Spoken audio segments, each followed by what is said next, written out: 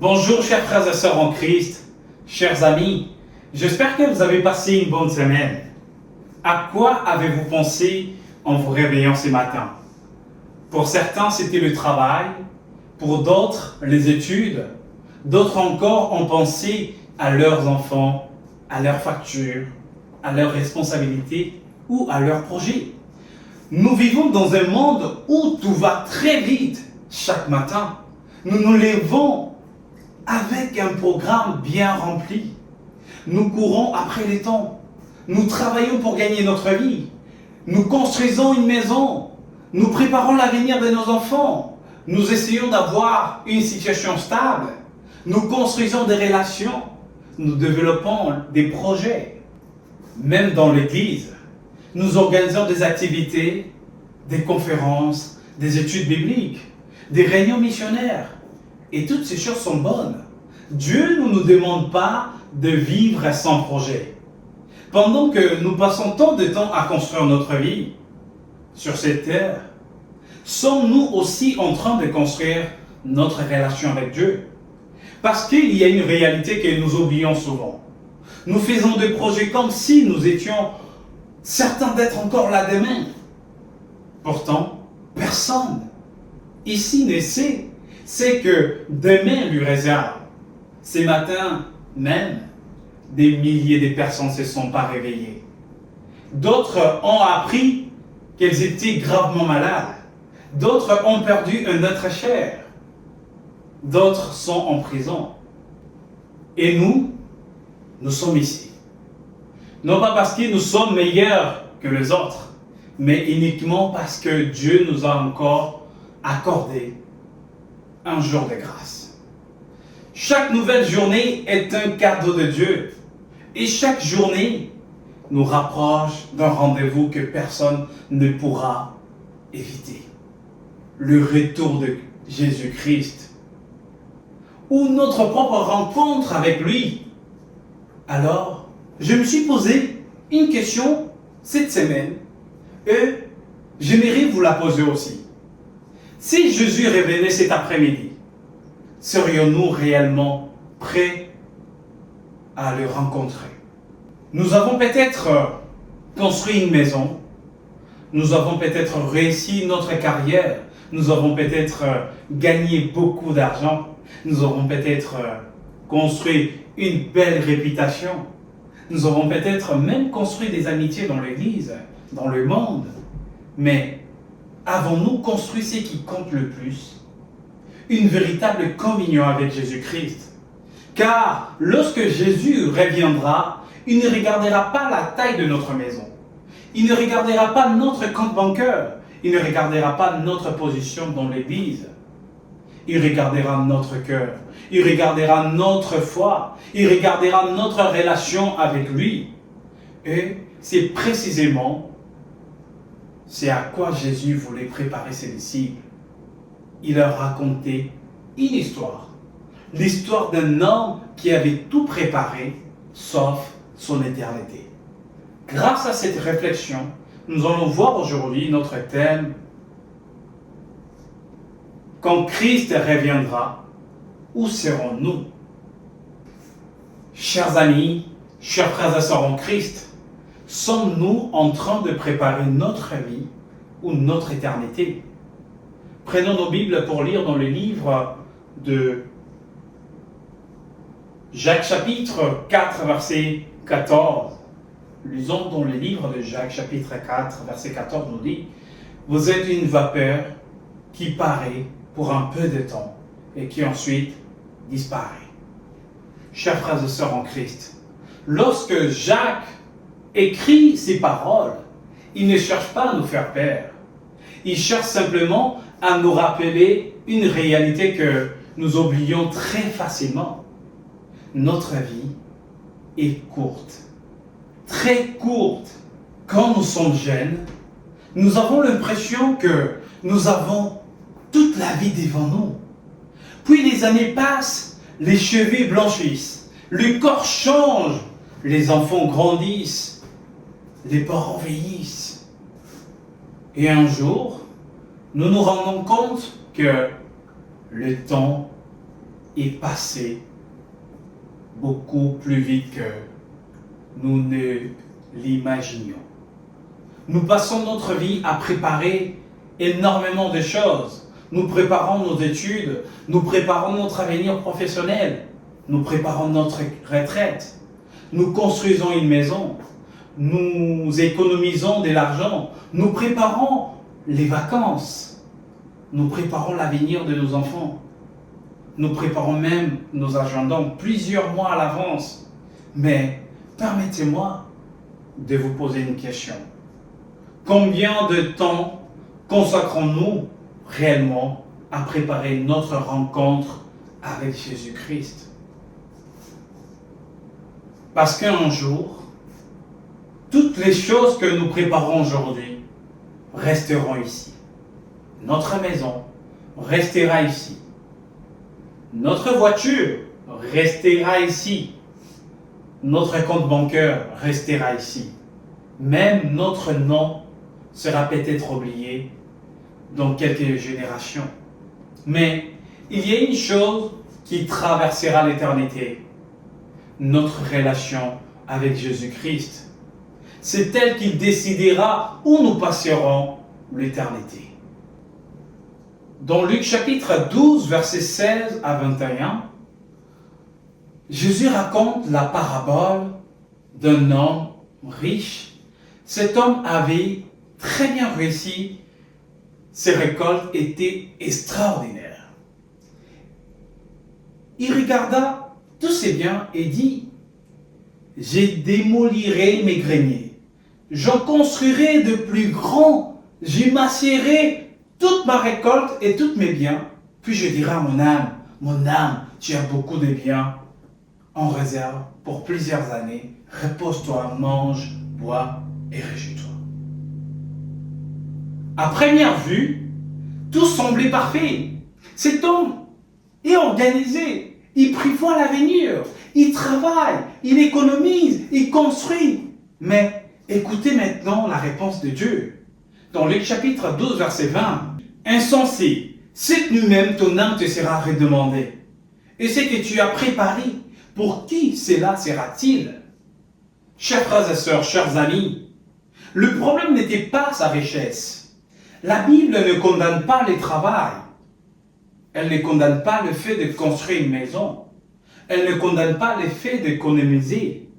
Le problème était ailleurs. Il avait préparé toute sa vie terrestre, mais il n'avait pas préparé son éternité. Un autre homme, je pense aussi à Noé.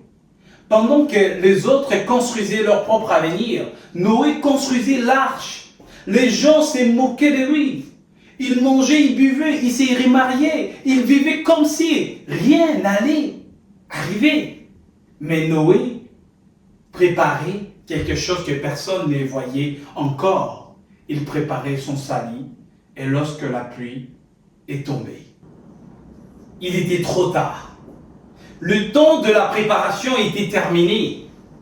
Aujourd'hui, nous sommes exactement dans la même situation. Le monde continue normalement. Les entreprises travaillent.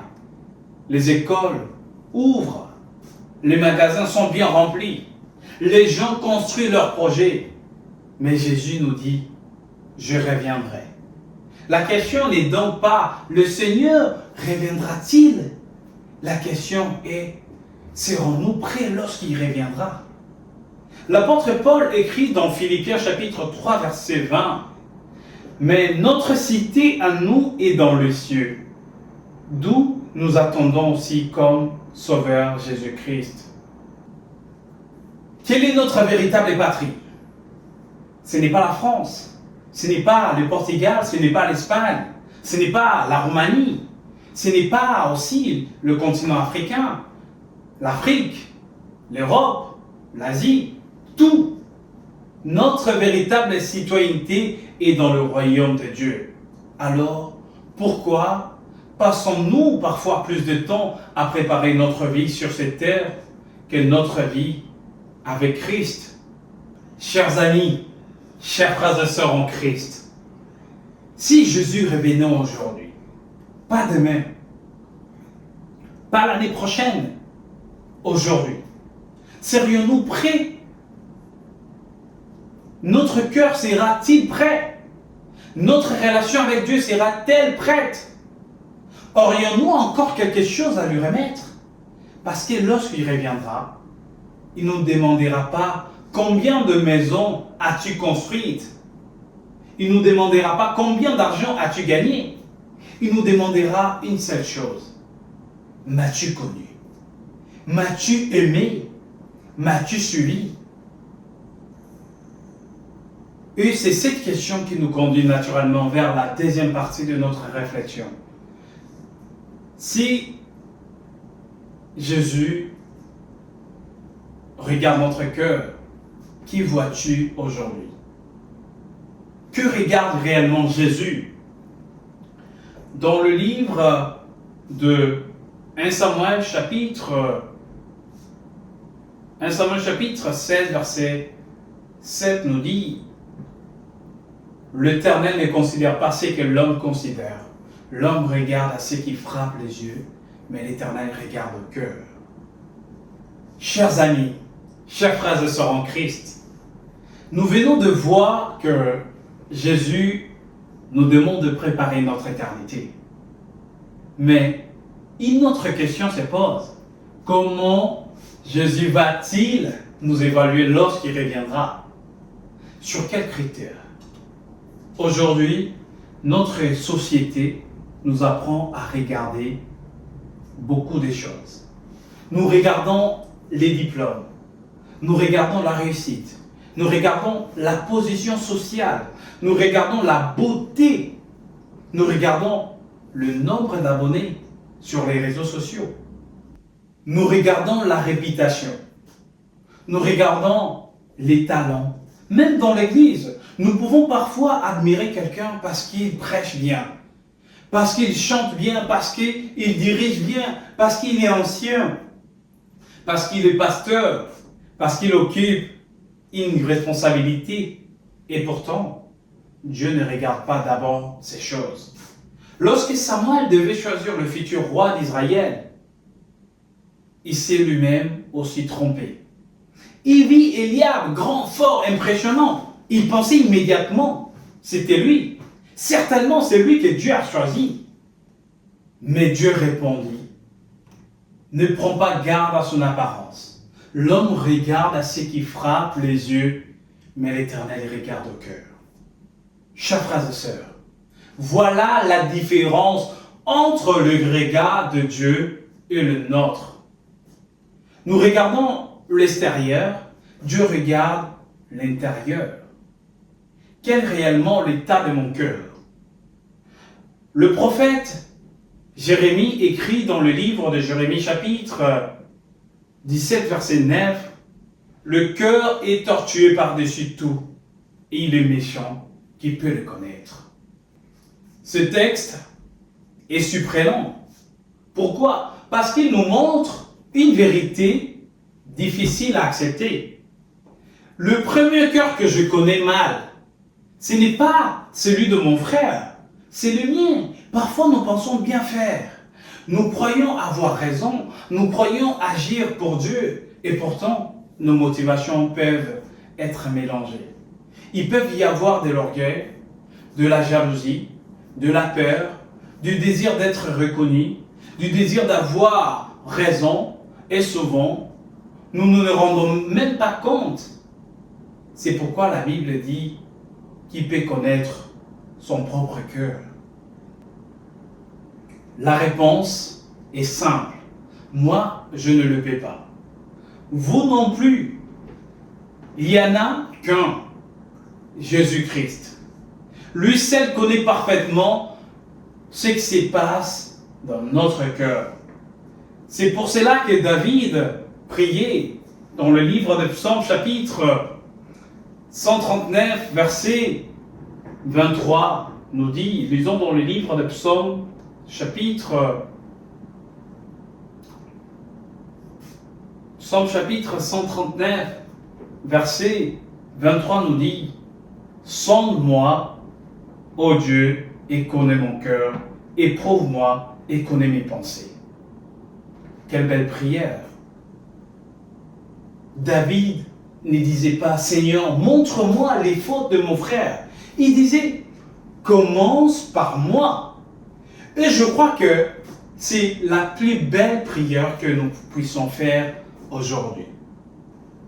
Le plus grand danger, écoutez maintenant ce que Jésus dira au jour de son retour. Dans le livre de Matthieu chapitre 7, versets 21 à 23, nous dit, Matthieu chapitre 7, versets 21 à 23, nous dit, plusieurs me diront en ces jours-là, Seigneur, Seigneur, n'avons-nous pas prophétisé en ton nom? N'avons-nous pas chassé des démons? N'avons-nous pas fait beaucoup de miracles? Alors, je leur dirai ouvertement, je ne vous ai jamais connus. Quel texte impressionnant! Ces personnes ne sont pas des incroyants. Elles parlent de Jésus. Elles servent, elles prêchent, elles accomplissent des œuvres. Et pourtant, il manque l'essentiel. Une véritable relation avec Jésus. Remarquez bien, Jésus ne dit pas « Je connaissais votre ministère ». Il dit « Je ne vous ai jamais connu ». Je ne vous ai jamais connu. Autrement dit, le problème n'était pas ce qu'il faisait. Le problème était qu'il ne vivait pas une communion personnelle avec lui. Voilà pourquoi, chers frères et sœurs en Christ, le ciel ne sera pas rempli de personnes parfaites, parce qu'aucun de nous n'est parfait. Le ciel sera rempli de pécheurs, mais de pécheurs qui ont accepté d'être transformés par Jésus-Christ. Des hommes, des femmes, des jeunes, des enfants, qui chaque jour ont dit « Seigneur, change mon cœur ». Car la plus grande victoire n'est pas de gagner une discussion. La plus grande victoire n'est pas d'occuper une position. La plus grande victoire est de laisser Jésus transformer notre caractère à son image. Alors aujourd'hui, je ne voudrais pas que chacun regarde son voisin. Je voudrais que chacun ferme les yeux de son cœur et pose cette question au Seigneur. Nous devons poser cette question à notre Seigneur. Seigneur, que vois-tu dans mon cœur? Vois-tu de l'amour, de l'humilité, du pardon, de la paix? Nous devons poser cette question à notre Seigneur. Ou bien y a-t-il encore des choses que je dois te remettre? Parce qu'avant de transformer une église, Jésus commence toujours par transformer un cœur.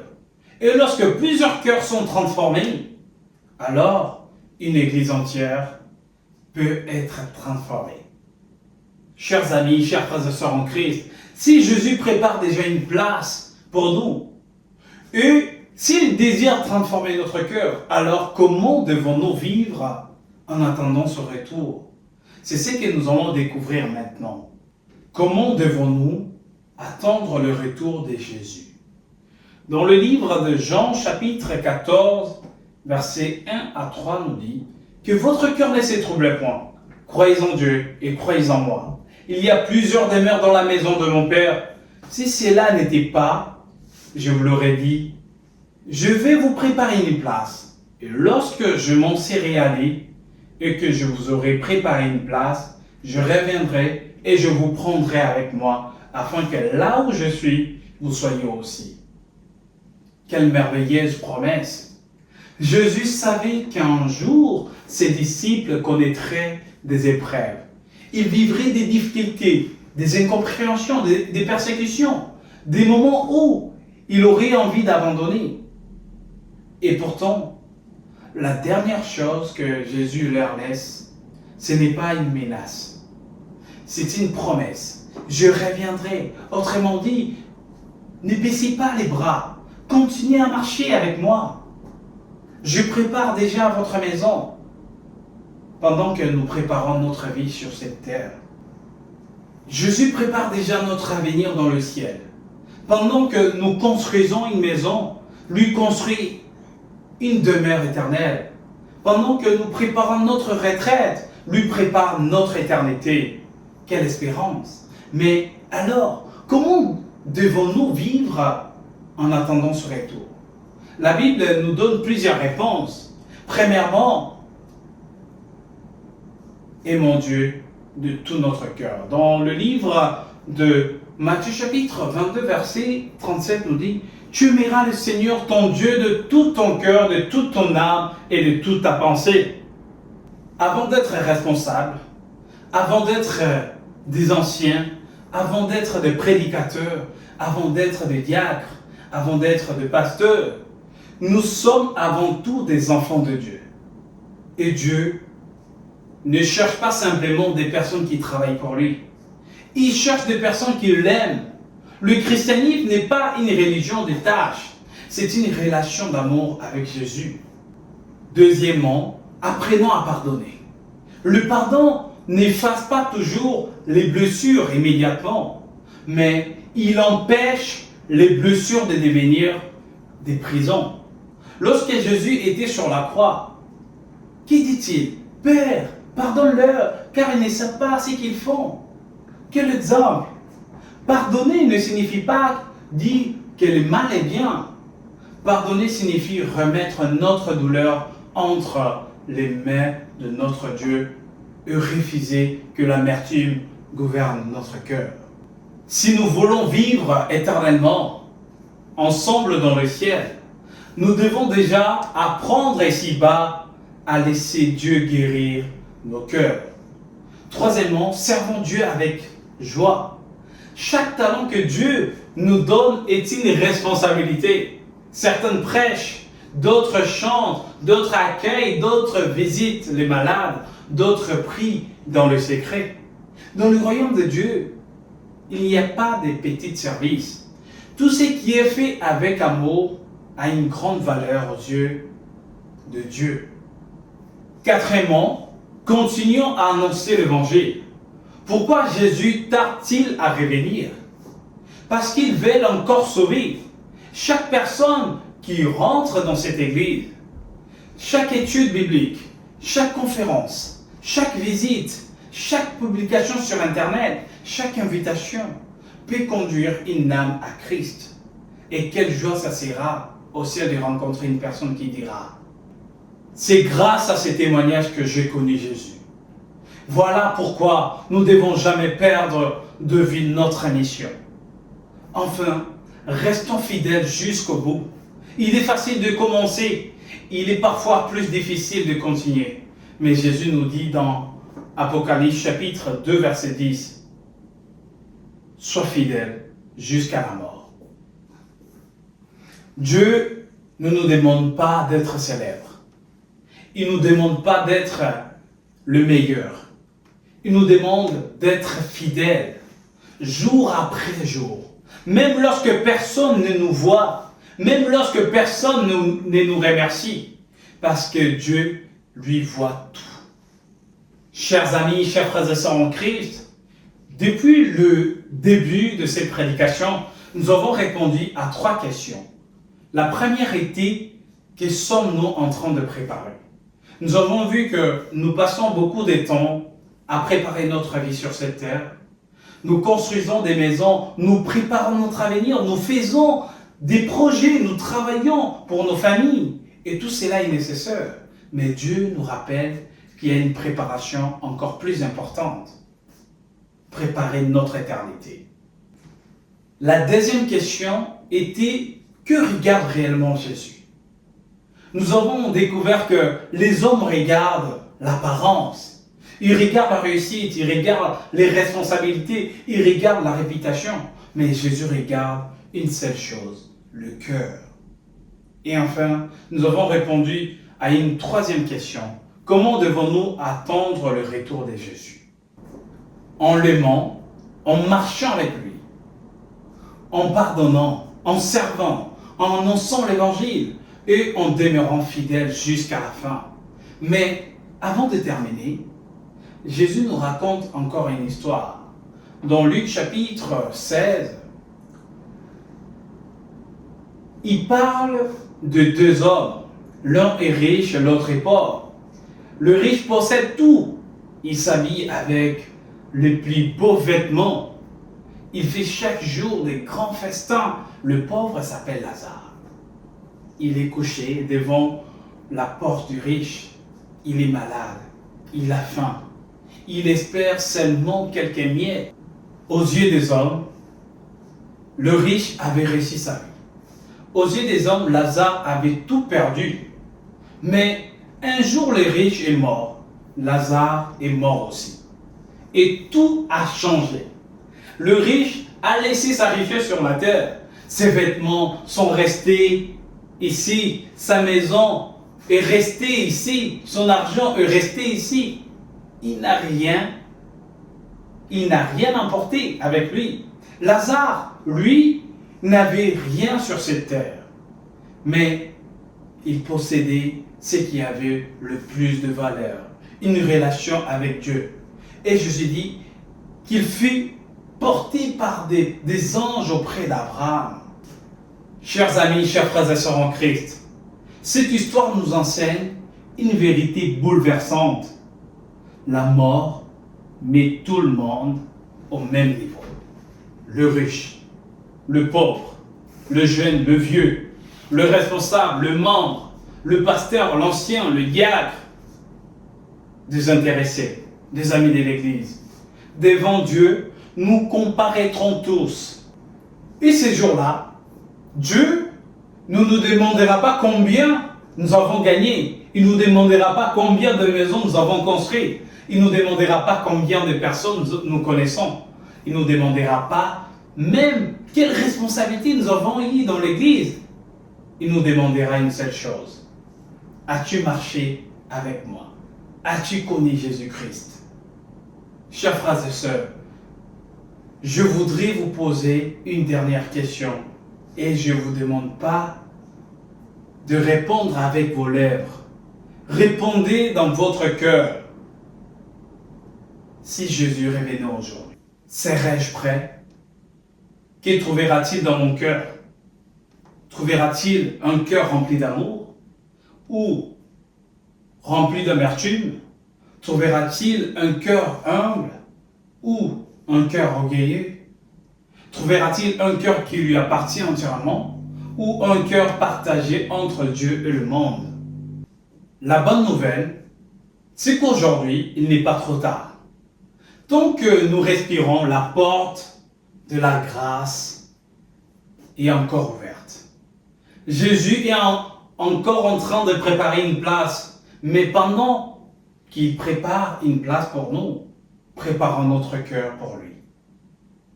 Car un jour, la foi laissera place à la vie. Nous verrons celui qui est mort pour nous. Et quel bonheur ce sera d'attendre ses paroles. C'est bien bon et fidèle serviteur. Tu as été fidèle en peu des choses. Je te confierai beaucoup. Entre dans la maison de ton maître. Avant de terminer, j'aimerais vous lancer une invitation pour tout le monde. Pour ceux qui sont dans la salle ici, pour ceux qui nous suivent sur Zoom, pour ceux qui nous suivent sur YouTube aussi. Peut-être que certains parmi nous se rendent compte aujourd'hui qu'ils ont consacré beaucoup de temps à préparer leur vie sur cette terre, mais qu'ils ont négligé leur relation avec Dieu. Peut-être que certains portent encore des blessures, des regrets, des fautes ou des fardeaux, mais Jésus est ici aujourd'hui. Il ne vous appelle pas parce que vous êtes parfait. Il vous appelle parce qu'il vous aime. Il désire vous pardonner, vous relever, transformer votre cœur et vous préparer pour son retour. Chers amis, chers frères et sœurs, nous allons lire dans le livre au Conseil à l'économe, page 365, nous dit: depuis longtemps, nous attendons le retour de notre Sauveur. Mais la promesse de ce retour n'est pas moins certaine. Bientôt, nous serons dans les demeures qui nous ont été promises. Là, Jésus nous conduira le long du fleuve de l'eau, de la vie, qui sort du trône de Dieu. Et il nous parlera des épreuves par lesquelles il nous a fait passer, en vue de parfaire nos caractères. Nous admirons les arbres magnifiques du paradis disséminés, et ça, et là avec, au milieu d'eux, l'arbre de vie. Nous contemplerons avec des regards épirés les beautés de l'Éden restauré. Nous jetterons aux yeux de notre Rédempteur les couronnes qu'il avait placées sur nos têtes et nous accompagnant des harpes d'or, nous offrirons des chants de louange et de reconnaissance à celui qui est assis sur le trône. Chers frères et sœurs, si aujourd'hui votre désir est de préparer votre cœur pour le retour de Jésus, de marcher plus près de lui et de lui remettre entièrement votre vie, je vous invite à vous lever. Pendant que nous allons prier ensemble, ne vous levez pas pour moi, ne vous levez pas pour les personnes autour de vous. Levez-vous si votre cœur, vous voulez dire à Jésus, Seigneur, je veux être prêt lorsque tu reviendras. Prépare mon cœur afin qu'un jour je puisse vivre éternellement avec toi. Que l'Éternel vous bénisse. Et ça, c'est ma prière. Amen.